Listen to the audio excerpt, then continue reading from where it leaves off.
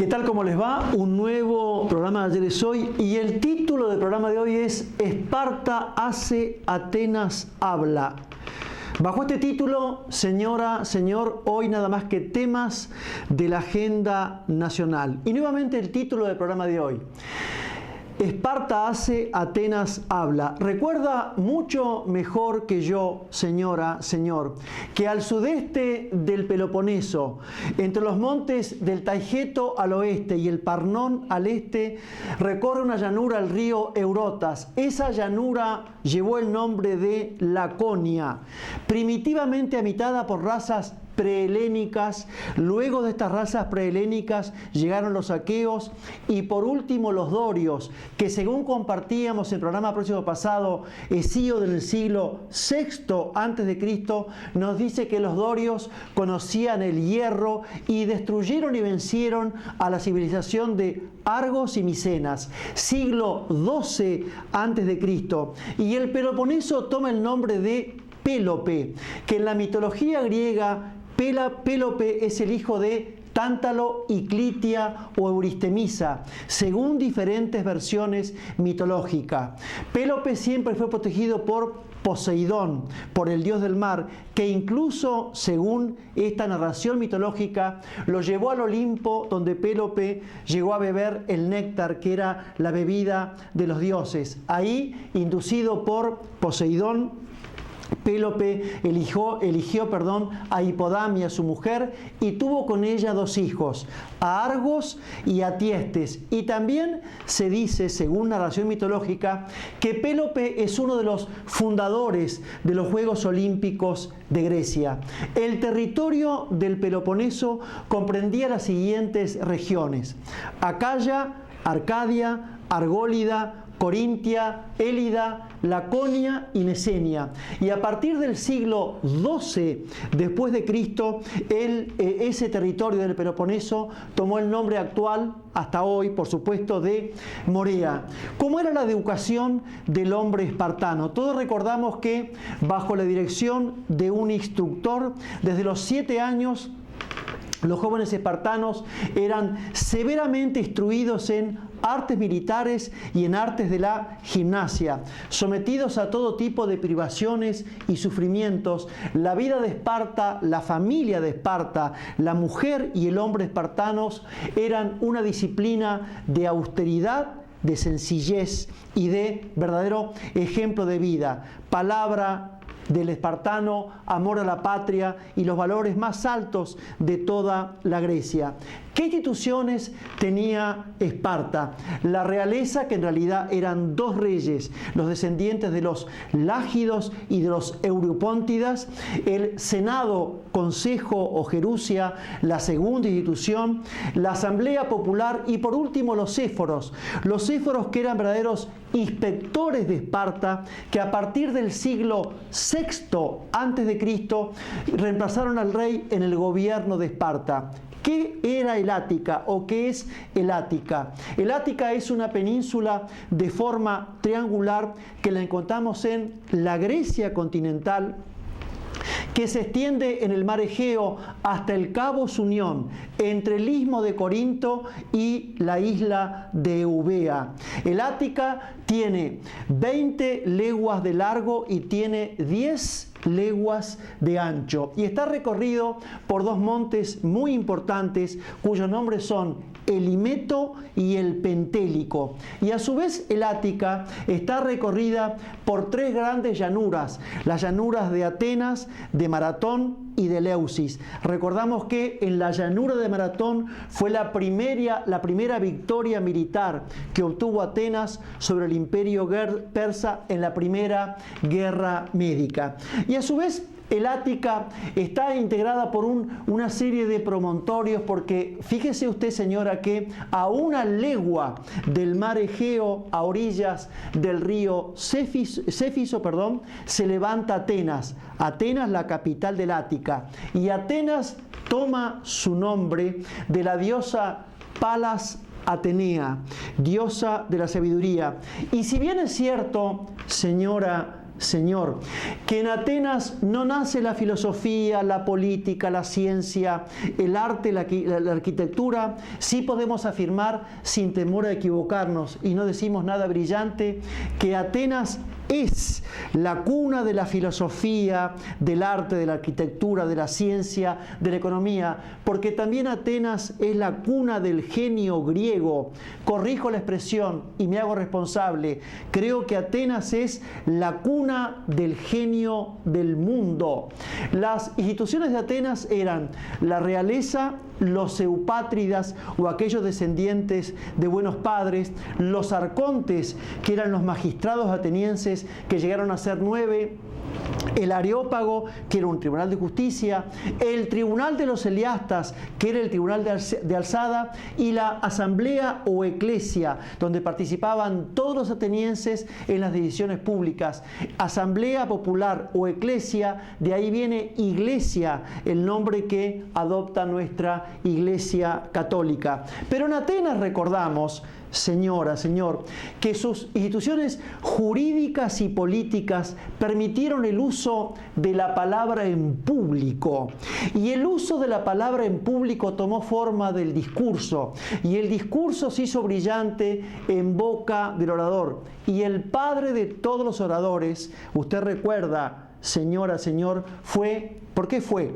Es Demóstenes de Atenas. Y el discurso ateniense podía ser auxiliado, entre comillas, por la elocuencia y por la retórica. Porque la elocuencia es el arte y la ciencia de permitir que se persuada y se convenza a quien nos escucha. Y la retórica es el arte y la ciencia de embellecer un discurso. Pero como Atenas, cuando perdió la guerra del Peloponeso con Esparta, y lo vimos acá en el programa por el siglo pasado, los sofistas se hicieron artistas de la mentira y del oportunismo político. Los grandes filósofos griegos, tales como Sócrates de Atenas, su discípulo Platón de Atenas y el discípulo de Platón, Aristóteles de Macedonia, enseñaban que el discurso político, el discurso en defensa de una institución jurídica puede ser elocuente, puede ser retórico, pero nunca en ningún discurso puede o debe estar ausente la verdad. Y lo cierto es que cierta vez llegó a Atenas, porque la palabra ateniense era una palabra expansiva, era una palabra poco clara y era una palabra que ambigua, difusa, en comparación a las palabras del espartano. El espartano tiene una palabra breve, clara, corta y sencilla. Cierta vez llegó a Esparta un emisario de Atenas, manifestando que la cosecha en Atenas había sido una cosecha magra, que no habían cosechado casi nada. Y entonces comenzó con una gran cantidad de gestos, de palabras, de razones y de argumentos. Y al término de ese largo discurso pidió que llenaran las bolsas vacías con grano de Esparta. Los éforos espartanos, los magistrados espartanos, le respondieron esto al emisario de Atenas: sobran los gestos, sobran las palabras, sobran los argumentos y sobran las razones. Con habernos mostrado las bolsas vacías era suficiente para nosotros. Y seguramente usted en su casa, señora, señor, estará pensando qué tiene que ver el título del programa de hoy con la actualidad política argentina. Y la respuesta es tan sencilla como evidente y tan evidente como sencilla. Y en instantes vamos a compartirla con todos ustedes. Muchas gracias.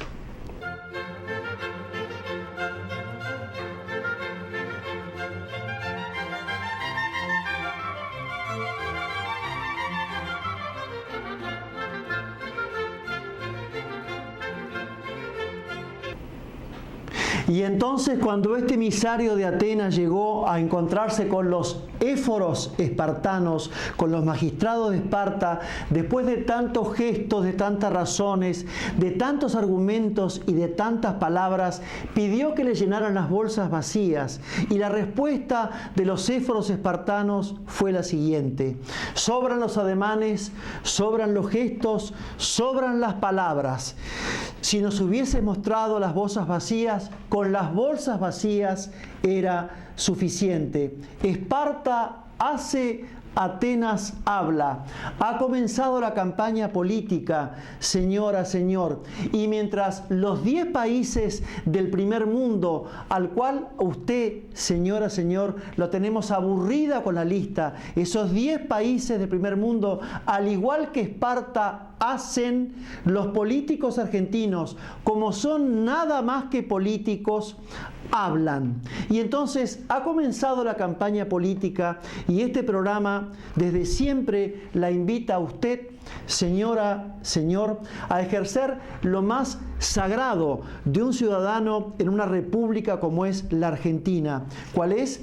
El discernimiento, la sana crítica, la conciencia y la reflexión para distinguir aquello que es verdad de aquello que es mentira. Y entonces algunos spots de campaña, tales como por ejemplo el spot de Unidad Ciudadana de la expresidenta Fernández, donde hace un tiempo compartíamos con usted, señora, que ya por el título del partido político Unidad Ciudadana no sabemos si reír o no sabemos si llorar, porque unidad, cuando el kirchnerismo ha sido y es el campeón mundial de la división, del odio y el rencor aquí en la República Argentina, y ciudadana, cuando el kirchnerismo, como todo populismo mesiánico, nunca tiene en cuenta al ciudadano. Más allá de este detalle del nombre del partido político de la expresidenta Fernández, lo cierto es que la estrategia que han elegido es hábil y es inteligente, porque critican un tema nodal, un tema de nudo, un tema raigal, léase, un tema de raíz. ¿Cuál es? Que la economía en Argentina no está funcionando. Y además, al no aparecer la expresidenta, es cierto que mide en provincia de Buenos Aires entre 29 y 32 puntos, pero en el resto de la Argentina no llega a 3 puntos porcentuales. Lo demás, spot de campañas políticas, insisto, están centrados en temas nodales, en temas raigales. ¿Cuál es? La economía no funciona. Pero un capítulo aparte para usted, señor don Jaime Durán Barba, asesor o jefe electoral asesorado por Drácula, Frankenstein, la momia o el hombre lobo de la campaña electoral de Cambiemos. Yo no voy a repetir los conceptos que usted ha vertido sobre quienes votan a la expresidenta doña Cristina Fernández, porque sus conceptos son tan obscenos como decadentes y tan decadentes como obscenos. Y esos conceptos que usted ha vertido, señor asesor de campaña don Jaime Durán Barba, lo cualifican a usted como funcionario público y por supuesto también como persona. Usted no es nada más ni nada menos que un nuevo rico con poder, que como todo nuevo rico ni conoce el buen gusto y menos aún conoce la prudencia, la paciencia y la comprensión política. Pero como usted no quiere, o usted ha dicho a sus dirigidos que no se hable de economía, usted sabe, señora, señor, que este programa tiene dos grandes miedos: miedo a Dios nuestro Señor y miedo a no decir la verdad. Y como nosotros somos fieles alumnos de la cátedra magistral de Aristóteles de Macedonia, cuando enseñó, ¿por qué enseñó? Enseña que la definición de verdad es decir que lo que es y lo que no es, no es. La verdad es aquello que las cosas son, no lo que nos parece que son. Y lo cierto es, señor don Jaime Durán Barba, que la economía en la República Argentina, después de 1 año y medio largo de gestión de Cambiemos, no funciona. La pymes, la pequeña y mediana empresa, no funciona. Los argentinos no tenemos poder de compra. La pequeña y mediana empresa está agobiada por las cargas tributarias, por las cargas sociales y por las cuentas públicas de servicios públicos, tales como luz, teléfono, gas y demás hierbas, entre comillas. Señora, señor, y yo lo invito, porque hemos hecho nosotros una especie de, entre comillas, cuenta casera desde diciembre de 2015 hasta la fecha. Las cuentas de luz, teléfono, gas, servicios públicos y demás capítulos públicos han aumentado casi un 900%. Pregúntese usted en su casa, señora, señor, cuánto ha aumentado el sueldo en ese mismo lapso de tiempo. Hacemos la última pausa y enseguida volvemos. Muchas gracias.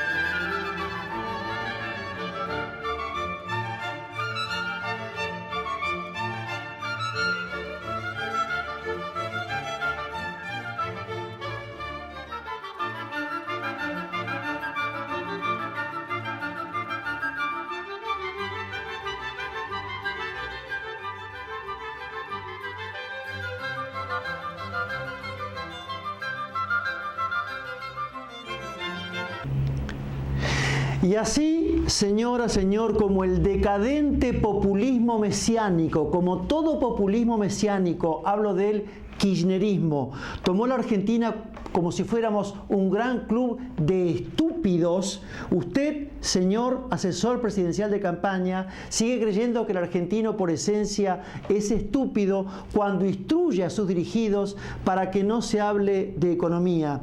Pero lo más lamentable de esta campaña, señora, señor, no es que los políticos solamente hablan, sino que yo no vi, por lo menos creo que usted tampoco, señor, señora, que los políticos estuvieran tocando el timbre en las 10 millones de hectáreas inundadas de la República Argentina. Que los políticos, hablo de todos los políticos, iniciaran su campaña política en las provincias más pobres de la República Argentina, tales como Chaco, Formosa, Jujuy, Santiago del Estero, Catamarca y la misma La Rioja. Yo no escuché que ningún político de la República Argentina nos hablara de una severa, profunda, honda reforma impositiva para hacer los impuestos más baratos, más claros y más eficientes. Yo no escuché que ningún político de la República Argentina en esta iniciada, tediosa y aburrida campaña electoral nos hablara de poner en marcha el ferrocarril, que abarataría en un 70% el costo del flete de la mercadería. Y menos aún escuché a ningún político de la campaña electoral hablar de poner en marcha la flota mercante y tener nuestra propia industria pesquera.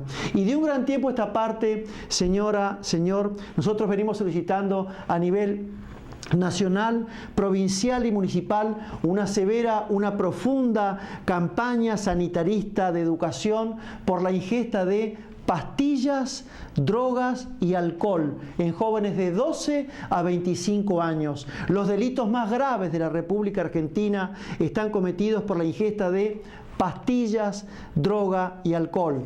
Hay que prevenir, hay que curar, no para perseguir, sino para tratarlos. A menor demanda, obviamente, menor consumo.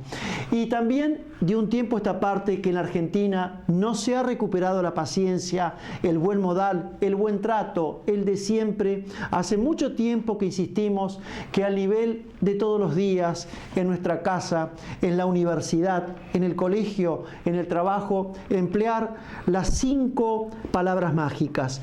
Buen día, por favor, perdón, permiso y muchas gracias. Y también venimos pidiendo en esta Argentina todavía violenta, todavía impaciente, porque creemos, porque así fuimos educados por nuestros padres, que la mujer le da al hombre la segunda educación. Pedimos a la mujer argentina la paciencia inteligente, el silencio inteligente, el consejo inteligente de la mujer argentina.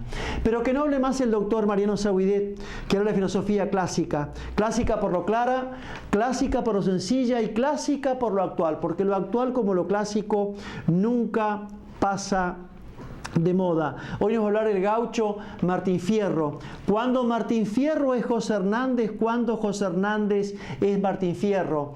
En la primera parte, canto sexto, estrofa 32, así habla el gaucho Martín Fierro.